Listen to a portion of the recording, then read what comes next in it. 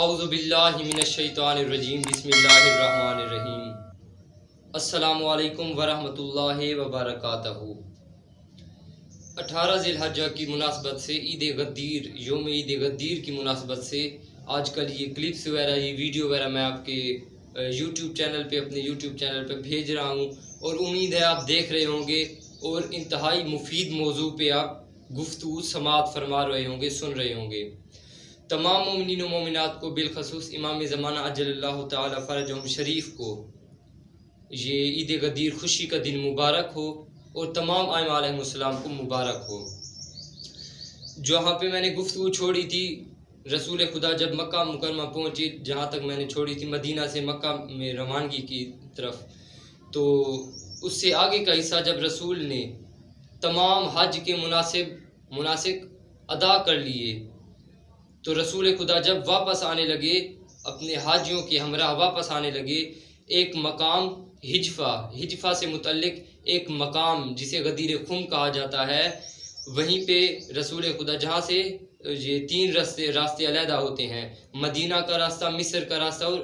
عراق والوں کے راستے جہاں پہ علیحدہ ہوتے تھے، وہیں پہ وہ خمیس کا دن تھا اور 18 ذی الحجہ کی تاریخ تھی کہ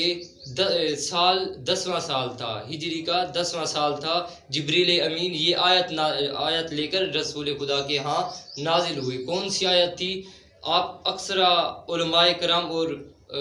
ذاکرین اعظام سے یہ آیت سنتے ہوتے ہیں کہ یا ایھا الرسول بلغ ما انزل الیک من ربک، یہ سورہ مائدہ کی آیت ہے، جس میں اللہ تبارک و تعالی نے رسول کے لیے جو حکم نازل فرمائی تھی کہ اے رسول پہنچا دیجئے جو کچھ آپ پر نازل ہوا، اگر آپ نے ایسا نہ کیا تو آپ نے رسالت کا کوئی کام انجام نہ دیا، آپ نے کار رسالت انجام ہی نہیں دیا۔ تو واجب الاحترام اللہ تبارک و تعالی نے حکم دیا کہ علی ابن ابی طالب علیہ السلام کا تعارف لوگوں سے کروا دیں، انہیں اپنا خلیفہ مقرر کر دیں، انہیں اپنا جانشین مقرر کر دیں، انہیں اپنی دستار کا وارث مقرر کر دیں۔ تو یہ اعلان مجمع عام میں کریں۔ اللہ تبارک و تعالیٰ نے حکم دیا کہ علی ابن ابی طالب کا تعارف کرائیں، انہیں اپنا خلیفہ اور جانشین مقرر کریں، اور یہ مجمع عام میں یہ اعلان کریں، کثیر لوگوں میں یہ اعلان کریں، اور سارے حاجیوں کو اسی جگہ غدیر خم پر رسول خدا نے اکٹھا کیا اور لوگوں تک یہ بات پہنچا دی کہ ولی علی ابن ابی طالب کے لیے ہے ولایت، اور علی علیہ السلام کی اطاعت کو اللہ تبارک و تعالیٰ نے ہر انسان پر واجب قرار دیا ہے، لازم ہے ہر انسان کے لیے، جیسے نماز واجب ہے، روزہ واجب ہے، علی ابن ابی طالب علیہ السلام کی ولایت بھی ہر انسان پر واجب ہے، چاہے امیر ہو یا غریب ہو۔ اس کے آگے جب حاجی جب آگے نکل گئے غدیر خم کے میدان سے، تو رسول خدا نے حکم دیا کہ یہیں پہ ٹھہر جائیں، مجمع کو اسی جگہ پر ٹھہرائیں۔ رسول نے اصحاب کو حکم دیا کہ جو اصحاب آگے نکل گئے ہیں، جو حاجی آگے نکل گئے ہیں، انہیں پیچھے کی جانب بلائیں، اور جو پیچھے رہ گئے ہیں یہیں پہ ٹھہر جائیں تاکہ وہ بھی مل جائیں، اور اس کے بعد میں نے ایک خطبہ دینا ہے۔ جب یہ ماجرا سارا ہو گیا، جب تمام لوگ اکٹھا ہو گئے ایک جگہ پہ، اور روایات میں موجود ہے کہ غدیر خم کے مقام پر ایک درخت تھی، سمرات، یہ صحرائی درخت یا ببول کے نام سے اسے کہا جاتا ہے۔ تو یہ ایک درخت تھی، 5 درخت تھے، اس کے 5 درخت تھے جو رسول خدا صلی اللہ علیہ وآلہ وسلم نے، رسول خدا نے لوگوں کو ان کے نیچے، حاجیوں کو اس درخت کے نیچے